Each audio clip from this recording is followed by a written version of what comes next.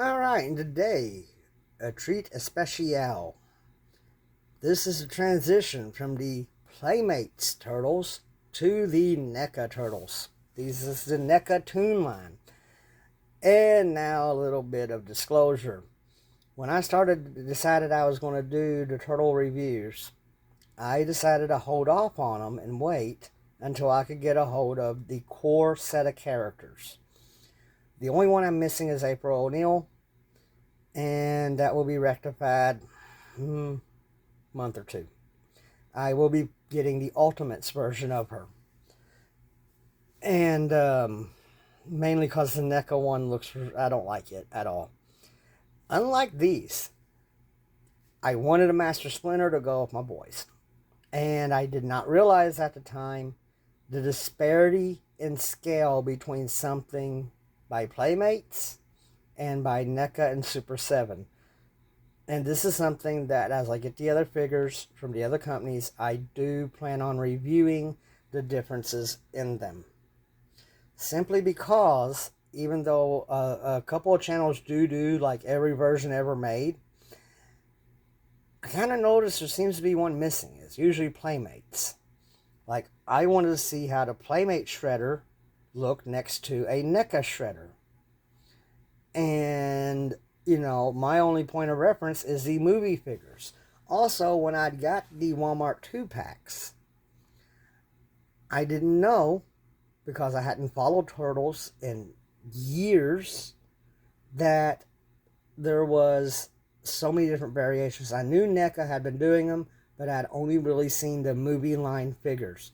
I've never seen these at Target on the shelf up until recently, where I picked this up, which is to go with the April at some point, because, well, you need Vern to go with April for her to, make fun of. And Rat King is a decent enough villain. But also was to look at something I was curious about. The human scale of the Toon figures to that of the Playmate Shredder. And that's when I figured out his head's too small. But like I said, for the time being, he'll work just fine as a fill-in. So, on to the point. This came from England. It arrived much better shape than this, but that was still there. I'm not sure what that's for. Just something that fell off or whatever. It's there. I think I figured it out. This is the computer screen. But my cats have been laying on these. It will flip them over and knock them off to lay on top of the plastic. So, yeah, there's that. But anyway, let's take a 360 look. There's Master Splinter. Here's a look at the back and the wave he's in. I want these.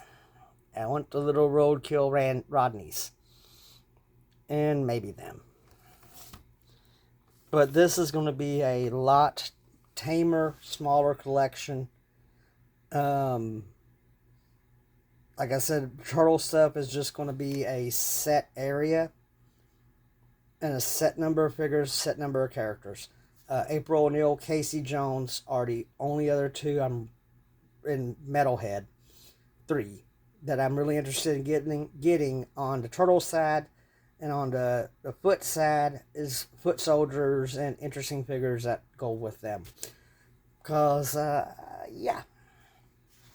The next video will show what I'm talking about. So anyway, let's get these guys out of the package and check out how cool they are. Alright, and we're back. So, these are my first NECA turtle figures. I've been buying NECA stuff for a long time. I got a Terminator endoskeleton, several different Robocops, Ed 209, an Alien, and even a Predator, I do believe. But these are something else. These are great. The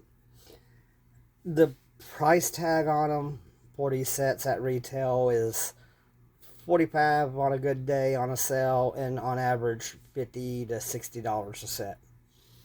That's a bit more than I'd like to pay. I guess that's why I kind of didn't notice these at first.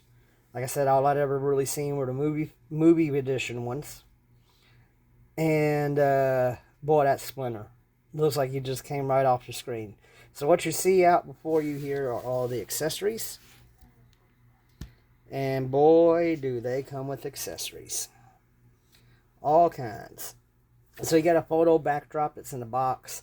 You also get this foam mat, printed mat, for the display for Splinter to be on. They are going to be releasing at some point modular sewer layer segments. And I have a feeling that was planned, that this is a piece that goes in there. You get Splinter's journal, or Yamato Yoshi's journal. The book of art, where he named the turtles from. Training scroll, I believe. If that's real stuff on there, I don't know how to read it. It looks like it's just random gibberish. But, you know, what do I know? But either this is a foot creed type deal, saying, you know, what they actually were supposed to be and all of that, or this is a training instructional thing, or maybe just some Japanese philosopher. Who knows? It's just Japanese scroll. It's got a katana. This katana special. Now, look at how good this is. How great this is. This is amazing. So, this 3D printed katana is for a regular Leonardo figure that I give to my samurai original figure. And just check out that. Isn't that something? That's pretty cool. And now that I think about it, I'm not sure if this is actually a katana. Wonder if it's a wakizashi. If I had a Leonardo from this series to compare it to, I would. But he comes with a flame. And I feel like this is something from the episode, from the series, that involves this sword. So the flame fits on it like that. I can already tell you by the weight on it, I'm not sure if these really, really tiny pins in his elbows can hold it. He does come with an assortment of hands. Some doing different things, different poses sculpted in.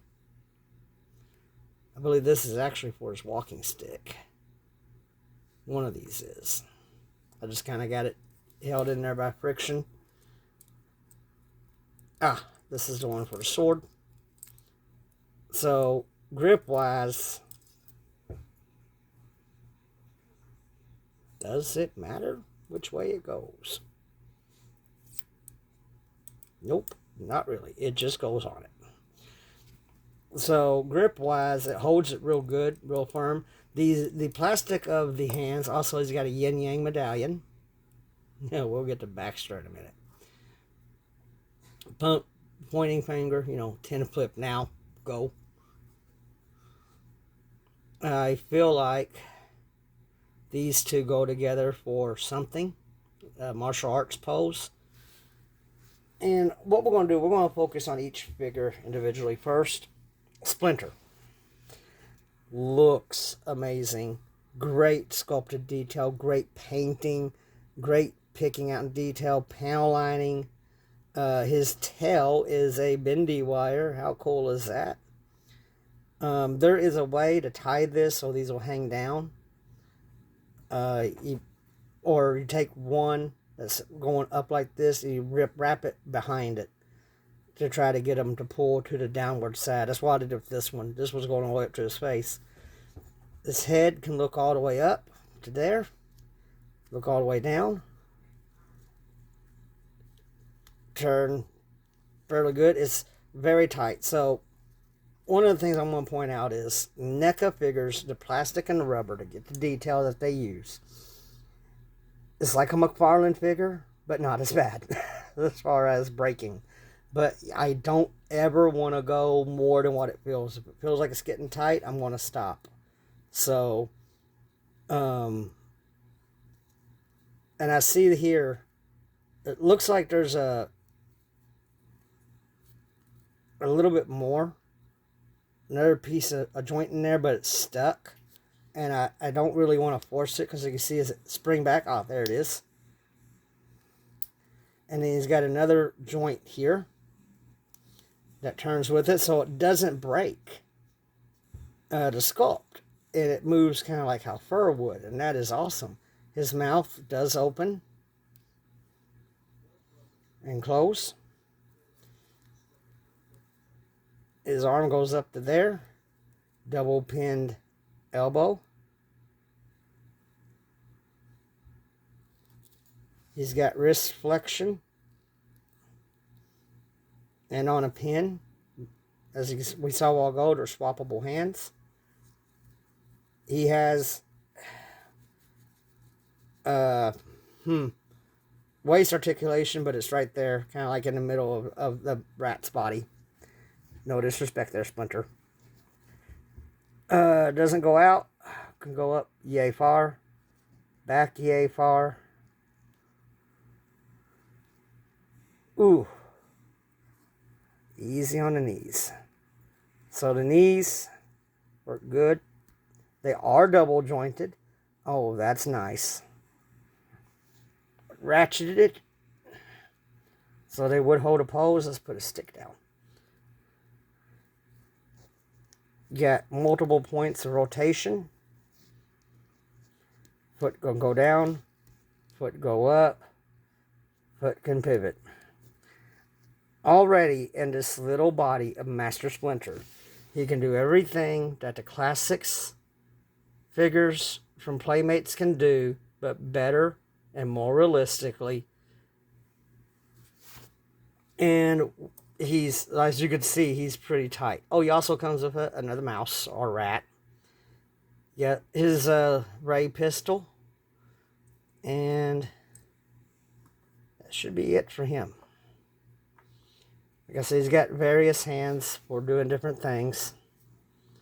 This one's a bit bigger. I believe this is for stick. Yeah. There we go. Just like that. Yeah, I think that's right. Okay, so to change out the hands, you're just going to pull twist. Oh yeah, I also have the gargoyles. Well, a gargoyle. I got Goliath right now. A review of him will be coming. I am probably going to wait until I can get Bronx. So I have the alternate set of wings. And do a full review of him. I also hope Demona shows up in that time too. I am all in on all gargoyles. May not be their variants, but okay. So there he is, and there it goes. So yeah, the flame attachment, you'd have to finesse it. But it also is a really nice and very neat flame accessory. So there we go. Splinter with his walking cane and a sword. Don't know how I feel about him using a pistol. I don't remember when he did. Did he do it to shoot mousers? I think I remember that. Or I could be crazy. So that is Master Splinter and all of his accessories, already worth the price of admission alone. Now we're going to focus our attention over here. Oh boy. So Baxter Stockman was one of the figures I had as a kid. And I always thought he was interesting. I do prefer the comic book version of him. But for animated, I mean, this is great. So good shading, shell shading on this and shadowing to make it look animated is just on point. I like the reflection in his big fly eyes. His mouth does not move. He's got full 360 on the head. Look up, look down. He has a soft rubber vest. He's got waist rotation. He's got diaphragm crunch in, ab crunch in. Can arc back all the way to here. His arms can go up to here. Rotate 360. Double double pin arm here. That's a very, very, fly-like elbow. Ravage almost paid a visit. We're going to go ahead and change one of his hands.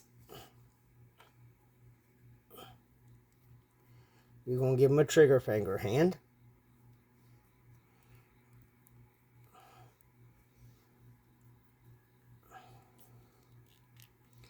Now, I vaguely, and I do mean vaguely, because I was probably 8 or 9 years old when I seen this episode, at the oldest 11, is with his one other accessory, and we'll go over it here, but that's the last time I've seen it, the kind of the point of this set.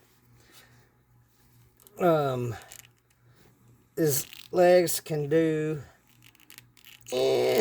not quite the full Monty, and definitely not the full Van Damme. He's got a double jointed knee, so he can kick himself in the butt. He's got pin ball joint for the foot, like a Marvel Legends, so it can go tilt up, tilt back, and ankle pivot in.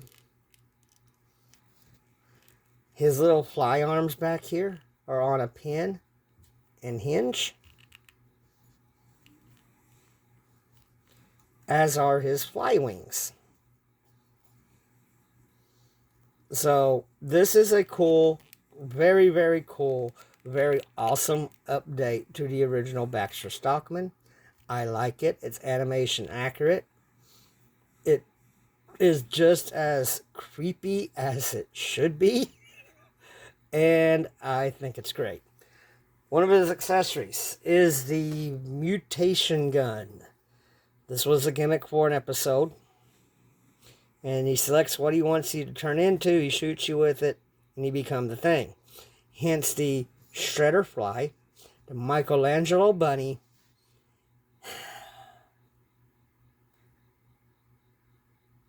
and is it Irma that becomes the pot of flowers? I don't remember. Actually, it'd be funnier if it was Bebop or Rocksteady. But anyway, the pot of flowers, because somebody got turned into a pot of flowers. And at this point, with a missing April O'Neil, I'm going to say it's April. And I'm wondering if that was who it was. Because like I said, I don't remember the episode. And when I got the DVDs, don't recall it, which means I probably fell asleep at some point and missed it. That's highly likely. But, anyway, I don't remember who the flowers are. But Shredder Fly and Michelangelo Bunny, that they are easy to figure out. And then you got his computer, and I believe it's got a personality disorder. But, it's got a lenticular screen on it. And the Shredder Fly is, well, focus. Focus. There he is. Great detail for something so small. And something that will probably end up breaking. Which means it's going to get put into a little storage box. So I don't. The Mikey Rabbit. How am I supposed to eat pizza like this? Not cool, dude. Not cool. And then this has got a lenticular articulated head, face. And this is neat. I don't know if it's coming across on camera of it changing. I doubt it. This was the weird thing that was stuck to the back of the plastic once I realized what this was. And like I said, the sculpting, the detail, the line work, this is what a premium figure and a premium figure set should be. Now for some comparisons, I'm only going to use a handful from the Playmates. There's Leonardo. Now, and that's not the most hateful thing I can think of. That kind of works. Splinter is supposed to be smaller than them. But I feel like he's still a little bit too big to fit in a unified collection. But for the time being, just like the others, he will be my placeholder. But let's get Oroko Sake.